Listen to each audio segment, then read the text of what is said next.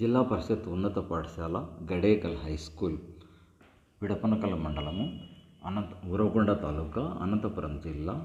Teaching staff, non teaching staff విహారయాత్ర ఒకరోజు కొరకు కడప జిల్లాలోని ఒంటిమిట్ట మరియు కడప టౌన్లో ఉన్నటువంటి దర్గా మరియు దేవుని కడప, అలాగే గండిపేట కోటను చూడటానికి వెళ్ళడం జరిగింది.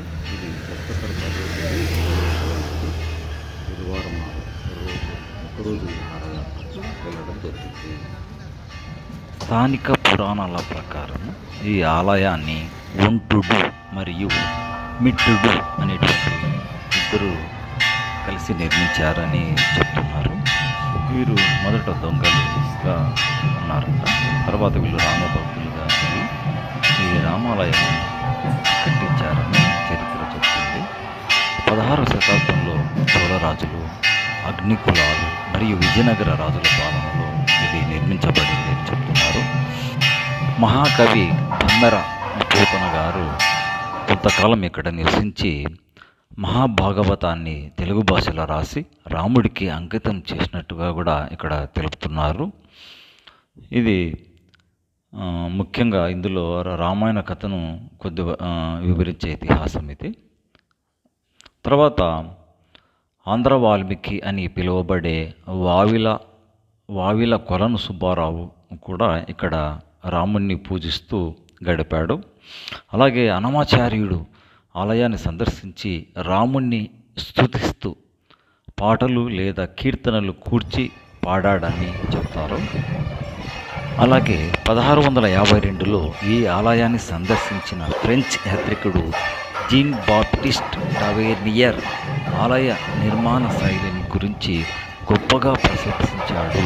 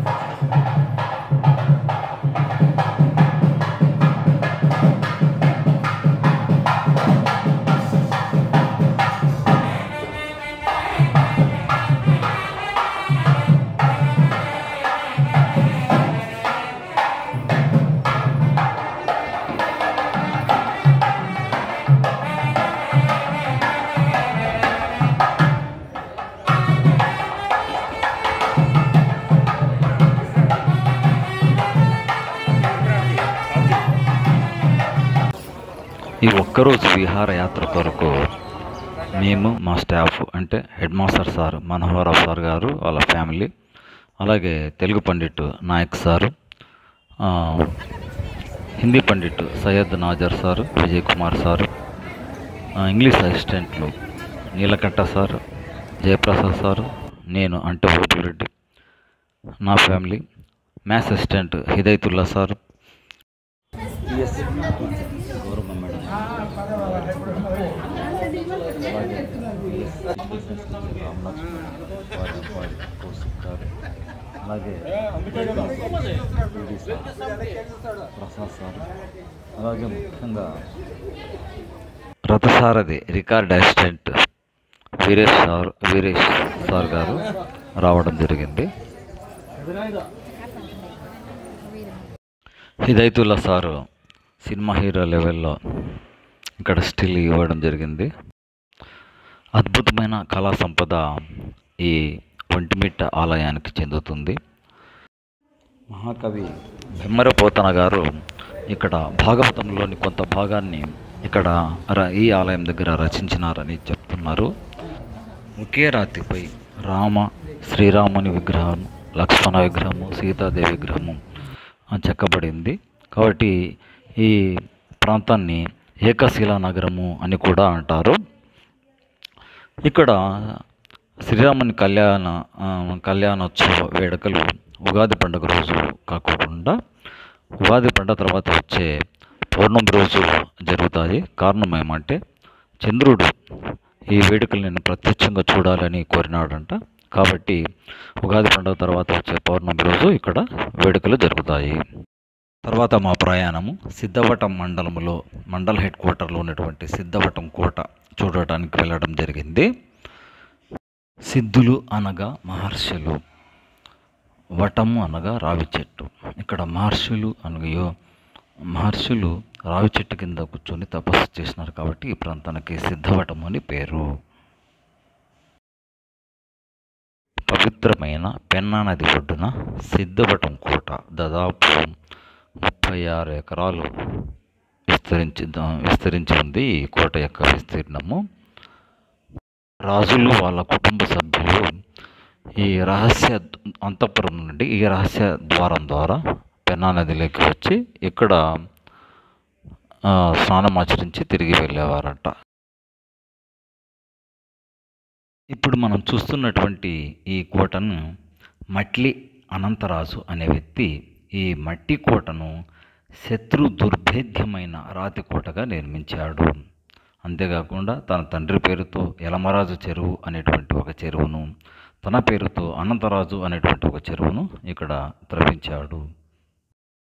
మట్లి రాజుల పతనం తర్వాత ఔరంగజేబు సేనాని మీర్ జుమ్లా సిద్ధవటాన్ని ఆక్రమించాడు. ఆ తర్వాత ఆర్కాట్ నవాబులు సిద్ధవటాన్ని స్వాధీనం చేసుకున్నారు. కడపను పాలిస్తున్నటువంటి అబ్దుల్ నబీ ఖాన్ 1714లో సిద్ధవటాన్ని తన ఆధీనంలోకి తెచ్చుకున్నాడు. తర్వాత 1799లో సిద్ధవటాన్ని ఈస్ట్ ఇండియా కంపెనీ పూర్తిగా వశపరుచుకుంది. ఇది సిద్ధవటం కోట గురించి సంక్షిప్తంగా మాకు తెలిసిన వివరాలు ఇక్కడ తెలియజేయడం జరిగింది. ధన్యవాదాలు.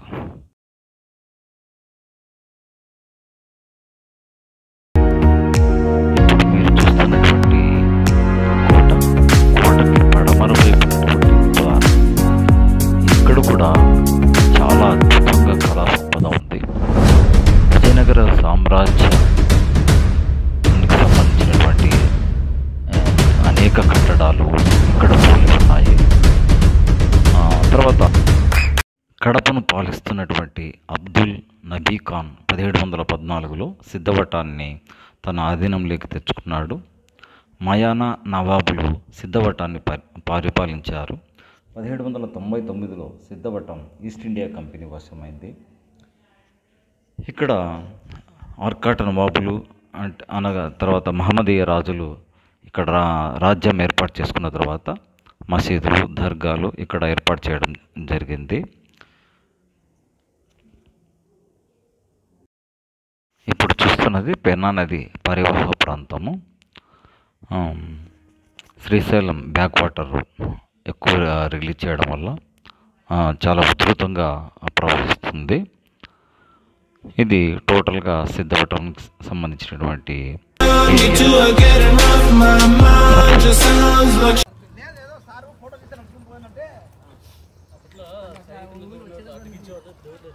అప్పుడు ఉంటే సైనికులు చెక్ చేస్తా ఉండరు.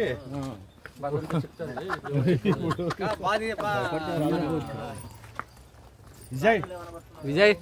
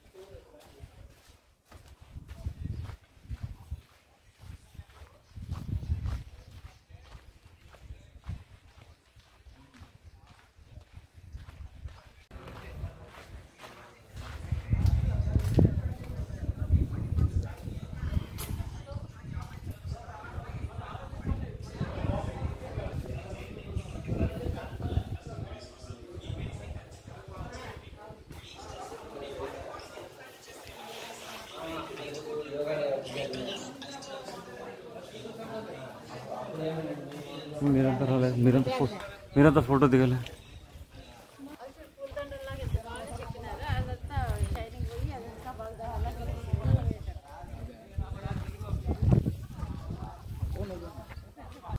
ఇది అర్ధ ముస్లిం అర్ధ తెలుగులు పెట్టినారే అట్లా బాగుంది ఫోటో దిగచ్చు.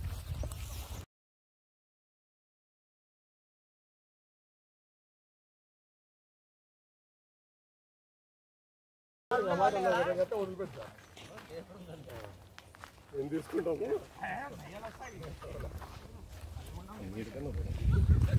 బ్యాక్ ప్యాక్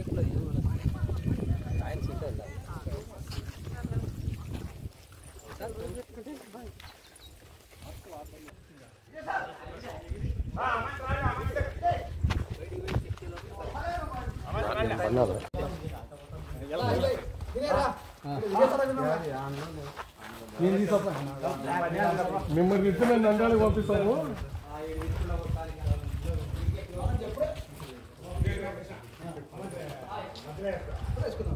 అడుగుడు కల్చర్ ఎట్లుంది చూడండి.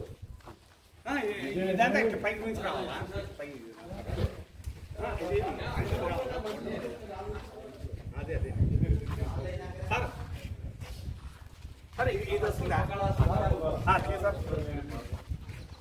ముందుకు రండి తీసుకున్నాను సార్. అది పైన రాండి సార్.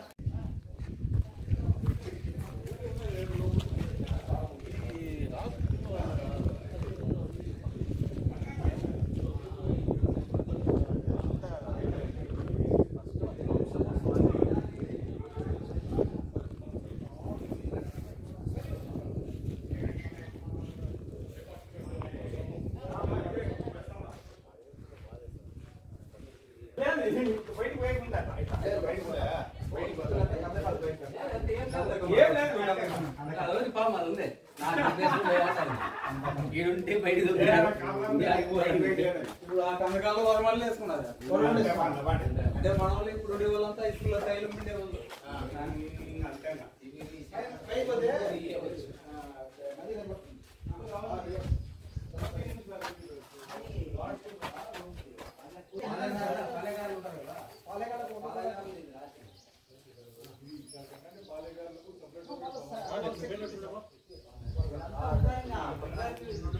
భాగం ఏదో ఉంది నాకు తెలిసి పోయినట్టు ఉంటారు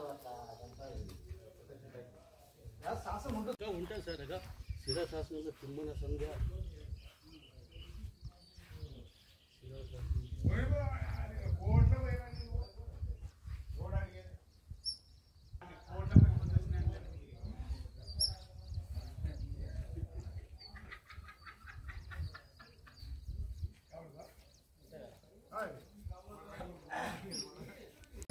ఇది మనకు అర్థం కాని శాసనం అదే ఆ స్క్రిప్ట్ తమిళ స్క్రిప్ట్ అంతే ఆ కాలం ఓడలే పాని చూడు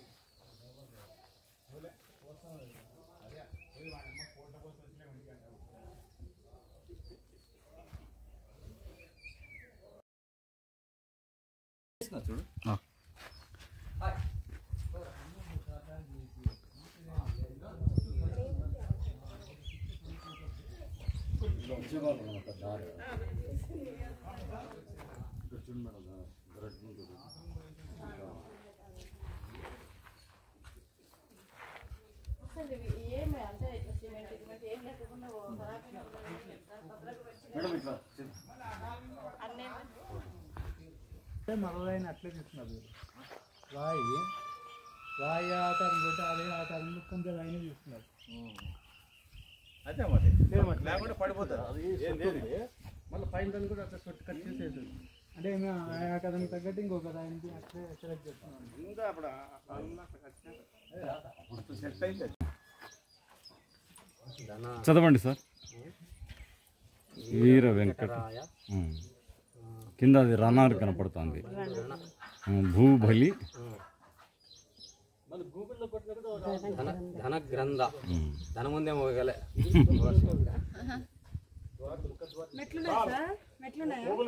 సార్ పైకి పైకి ఎక్కి నడిచి ఎనికి పోపారు ఊతి ఇస్తారులే సార్ ఎనికి కావాల్సిన ఫోటో ఎట్లా ఎక్కినారు పైకి? ఎనికి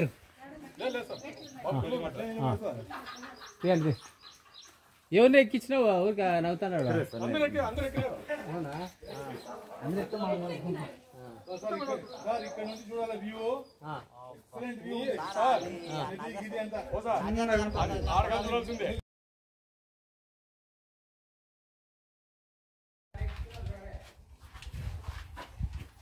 కాను స్టైల్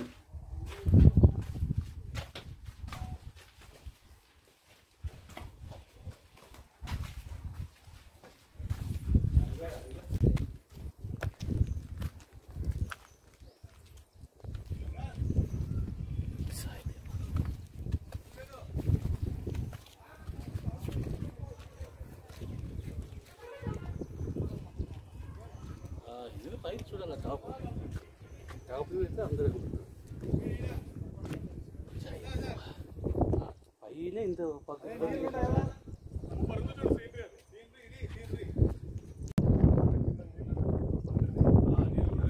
నీళ్ళు లేవు నేలది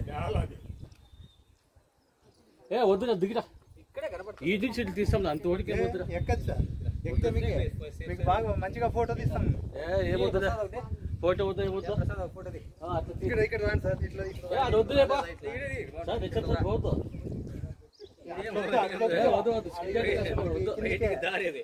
బయటికి దారి అని పెట్టారు పైకి రా నేను ఆడ నిలబడతాను ఫోటో తీసి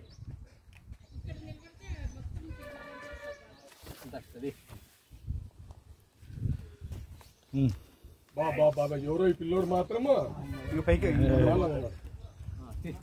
ముందు సార్ కెమెరా దొరుకుతాము ఫోటో కాదు వీడియో వీడియో ఎలా పడదు ఇక్కడ వీడియో ఇక్కడ వస్తుంది వీడియో నెక్స్ట్ పెళ్లి చూపులు కాదు మసంగు కూర్చో జాగ్రత్త నువ్వు మసంగు కూర్చో ఏం లేదు అద్భుతంగా ఉంది సార్ కొంచెం జాగ్రత్త పట్టుకుని అది ఆ కింద సార్ అటే చూడండి పచ్చి చూసేటప్పుడే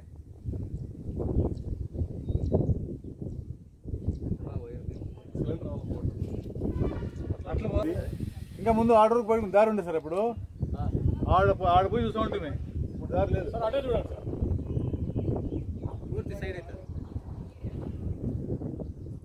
ఇప్పుడు సార్ ఇక్కడ వెనక వెనక పైప్ ఉంది పోదమ్మా బావనా ముందు పోదు చాలే దిగే ప్రసాద్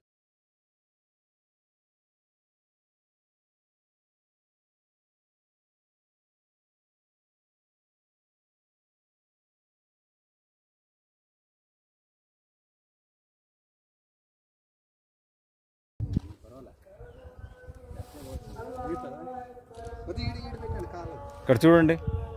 రాజస్థాన్ నుంచి పారిపోయి వచ్చిన వాళ్ళు ఉన్నట్టున్నారు అందరు ఫోటోలు సరే జాగ్రత్త. లేదు ఇంటికి పోద్దాం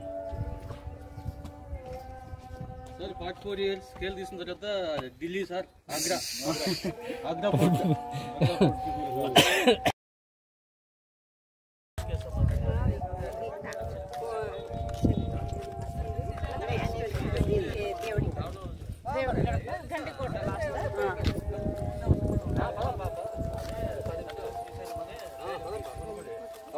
మళ్ళీ ఇంక రాలేదు తనద్దు కానీ కాదు.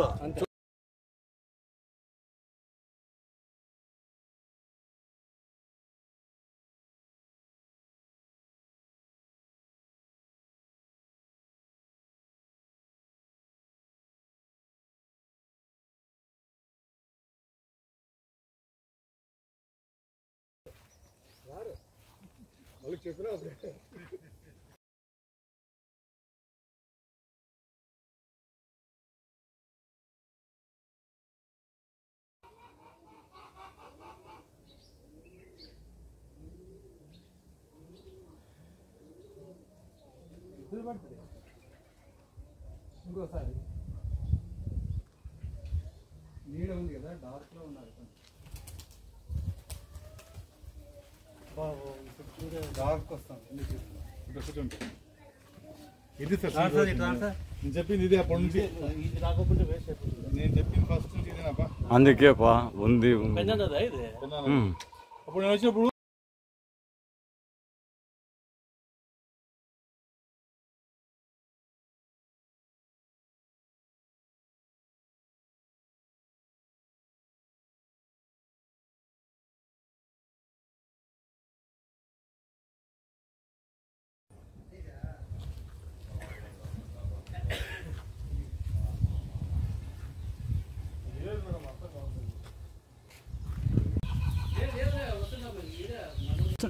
తీసుదే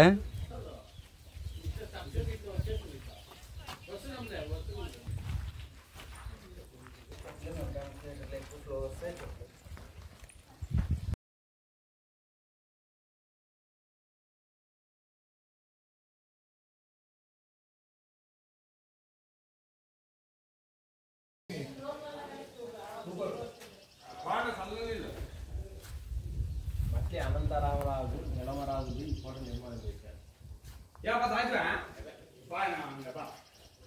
ఇవన్నీ మరి రీకన్స్ట్రక్షన్ కదా. ఏ సార్ ఇది రీకన్స్ట్రక్షన్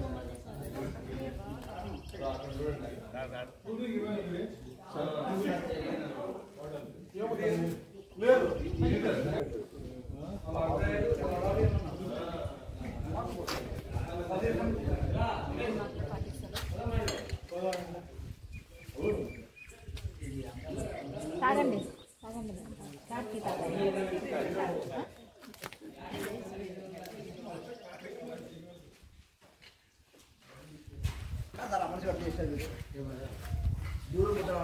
లేదు ఆయనకి జ్ఞాపకాలు వచ్చినాడు. గత చెరువు జ్ఞాపకాలు లక్ష్మి లక్ష్మి ఎక్కడ లక్ష్మి అని అడుగుతాను. ఏదో ఇక్కడ రంగాన్ని చూసినట్టున్నాను.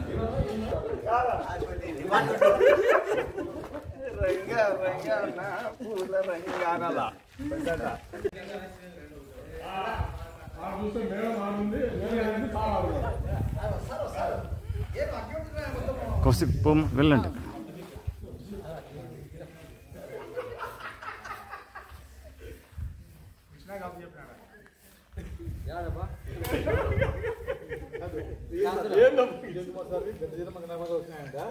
తిరుగుతున్నాడు లక్ష్మి లక్ష్మి తిరుగుతున్నాడంట. రంగా రంగా అని ఎక్కువ సౌండ్ ఎక్కువ సౌండ్ వస్తుందంట. అదే అవతల నుంచి మనం జానగ్రామని గుర్తొస్తున్నాం. అది సౌండ్ వస్తున్నాయంట. రంగా రంగా అని వస్తుందంట ఆయనకి. ఈ లక్ష్మి అని తిరుగుతున్నాడంట.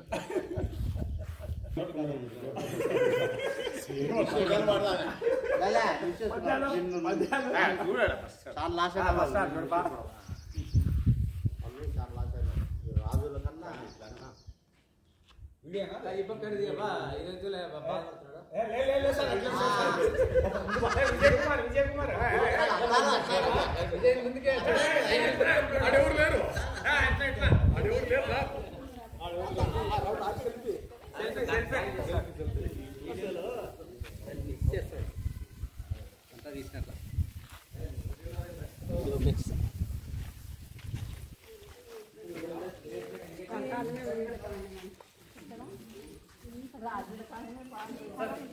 సార్ ఇంకా కంటిన్యూ చేయండి సార్, ఇంకా కంటిన్యూ.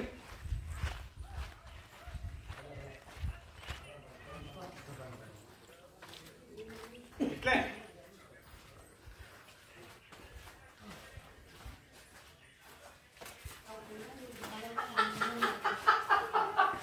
బ్రదర్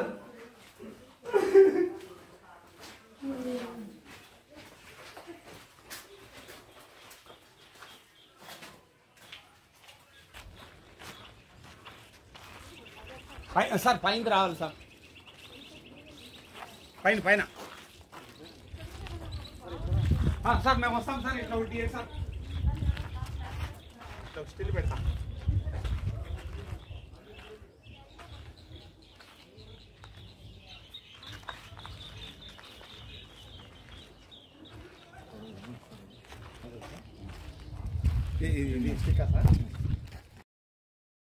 ఇక్కడితో సిద్ధవటం సంబంధించినటువంటి యాత్ర పూర్తి అయినది.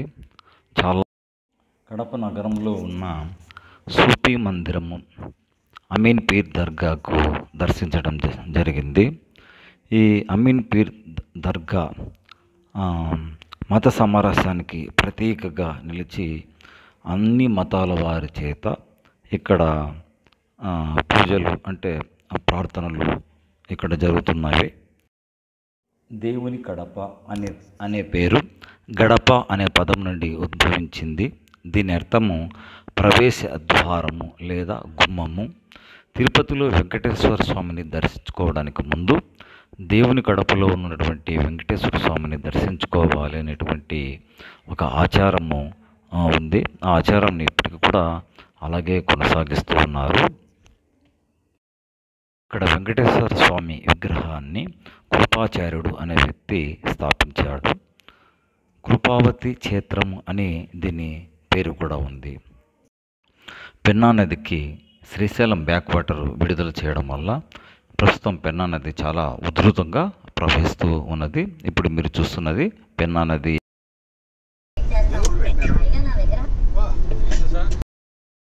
ఇప్పుడు మేము గండికోటకు రావడం జరిగింది. ఉదయం ఒంటిమిట్ట ఆలయాన్ని, తర్వాత దేవుని కడప నగరంలో ఉన్నటువంటి అమీన్ పీర్ దర్గా ఇవన్నీ చూసుకొని వచ్చేటప్పటికీ మాకు సాయంకాలం 6 అయింది. సన్లైట్ ఫెయిల్యూర్ అయింది, అంటే చీకటి పడుతూ వచ్చింది. కాబట్టి ఈ వీడియోలను మేము అంత సరిగ్గా తీయలేకపోయినాము. ఇప్పుడు గండికోటలోకి ప్రవేశిస్తూ ఉన్నాము. దాదాపు సాయంకాలం 6:10 ఇప్పుడు సమయము. కావున ఈ కొన్ని వీడియోలు యూట్యూబ్లో ఉన్నటువంటి కొన్ని వీడియోల సహాయంతో మా పాఠశాల విద్యార్థులకు ఈ గండికోట గురించి చూపించాలి అనేటువంటి ఉద్దేశంతో ఇతర వీడియోలు తీసుకోవడం జరిగింది. ఇప్పుడు ఇది కనబడుతున్నది మా వాహనాలు పెద్ద వాహనాలు అక్కడి వరకు మాత్రమే వెళ్తాయి. తర్వాత ఇంకా స్కూటీలు కానీ, బైకులు కానీ, లేదా ఆటోలు కానీ మనం వెళ్ళవలసి ఉంటుంది. ఈ గండికోట చాలా చాలా అద్భుతమైనటువంటి కోట. చెప్పాలంటే ఇది ఒక ప్రముఖమైనటువంటి గిరిదుర్గము. 13వ శతాబ్దంలో దీన్ని నిర్మించినారు అని చరిత్రకారులు చెప్తున్నారు. కాకపోతే ఖచ్చితమైనటువంటి ఆధారాలు లేవు.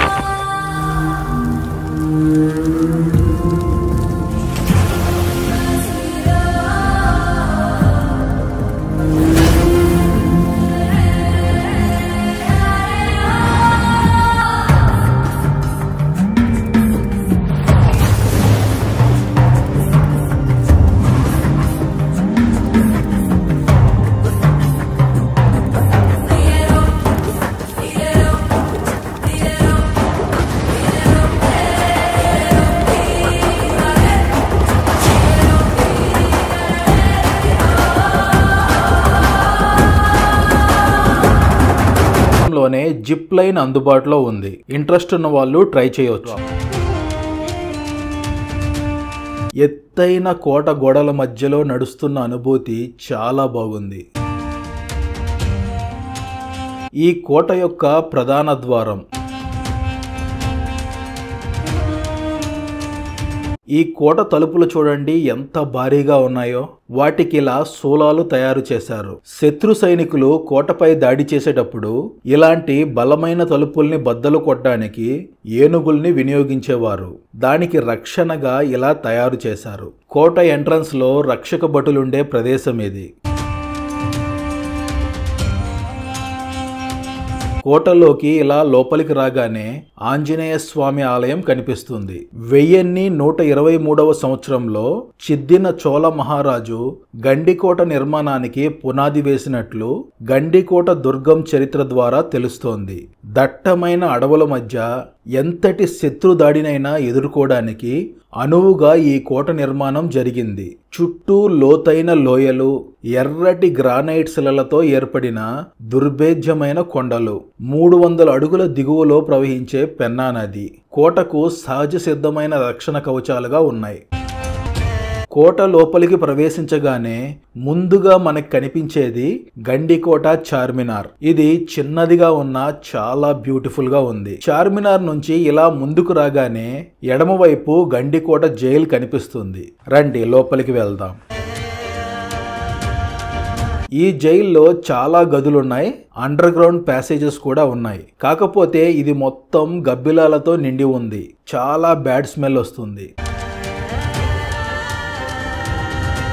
ఇక్కడి నుంచి ఇంకొంచెం ముందుకు వెళితే ఒకే ప్రదేశంలో జుమ్మా మస్జిద్, కత్తుల కోనేరు, ధాన్యాగారం ఉన్నాయి. ఆ ఎదురుగా కనిపిస్తున్నదే జుమ్మా మస్జిద్. ఈ మసీదు వరకు బైక్ లేదా కారులో రావచ్చు. ఇక్కడి నుంచి ఇలా కుడివైపు వెళ్తే కోనేరు ఉంటుంది.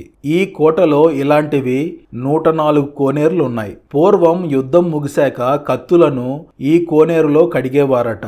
అందుకే దీన్ని కత్తుల కోనేరుగా పిలుస్తారు. లోపలికి వెళ్దాం.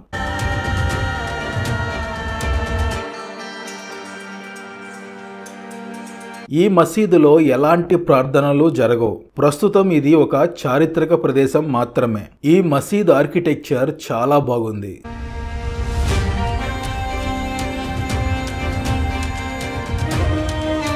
సాయంత్రం 5 నుంచి 5:30కు ఈ కోటలోని ప్రదేశాలు మూసివేస్తారు.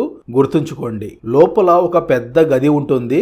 నేను 3 years బ్యాక్ వచ్చినప్పుడు తీసిన వీడియో ఉంది, చూడండి. ఈ ధాన్యాగారం పక్కనే రంగనాథ స్వామి ఆలయం ఉంది. ఇక్కడ నుంచి చూస్తుంటే ఆలయం వ్యూ చాలా బాగుంది. ఈ ఆలయం నుంచే మనం సన్సెట్ చూడొచ్చు. తర్వాత చూపిస్తాను. ఈ ఆలయం నుంచి ఇంకొంచెం ముందుకు వెళితే గండికోట క్యాన్యాన్ ఉంటుంది. ఇదే గండికోట క్యాన్యాన్. అక్కడ జనాలు కనిపిస్తున్నారు కదా, అక్కడి నుంచి చూస్తే వ్యూ చాలా బాగుంటుంది. ఆ ప్రదేశం నుంచి మనం సన్ రైజ్ చూస్తాం. రేపు పొద్దున సన్ రైజ్ కి అక్కడికే వస్తాం. సన్సెట్ చూడాలంటే రంగనాథ స్వామి ఆలయం నుంచి చూడాలి. అది కూడా ఆలయం గోడపైకి ఎక్కి చూడాలి. మీకు ఎదురుగా మనిషి కనిపిస్తున్నాడు కదా, అలా పైకెక్కితే సన్సెట్ వ్యూ కనిపిస్తుంది. ప్రస్తుతం ఆలయం మూసివేస్తున్నారు. ఇక్కడి నుంచి ఇలా పైకి ఎక్కొచ్చు. ఇదే రంగనాథ స్వామి ఆలయం. ఆలయంలో ఎటువంటి మూర్తి లేదు. ఈ ఆలయంలో ఏ పూజలు జరగవు. ప్రస్తుతం ఇది ఒక చారిత్రక ప్రదేశం. ఇదే సన్సెట్ పాయింట్. గండికోట వచ్చిన వాళ్ళు చాలా మంది ఈ ప్రదేశాన్ని మిస్ చేస్తుంటారు. గండికోటలో సన్సెట్ వ్యూ చాలా బాగుంటుంది. నెక్స్ట్ టైం ప్లాన్ చేసుకున్నప్పుడు అస్సలు మిస్ అవ్వద్దు. సెప్టెంబర్ నుంచి నవంబర్ మధ్యలో వస్తే ఈ 2 కొండల మధ్యలో సన్సెట్ అవుతుందట. ఆ సమయంలో వ్యూ ఇంకా బాగుంటుందని గండికోట వాచ్మెన్ చెప్పాడు. తన పేరు రాముడు. ఇప్పుడు సమయం 6 అయింది. సన్సెట్ మొదలైంది. వీక్షించండి. నగర రాజులు ఈ ఆలయాన్ని నిర్మించారు. ఆలయ గోపురంపై శిల్పాలు చాలా బాగున్నాయి.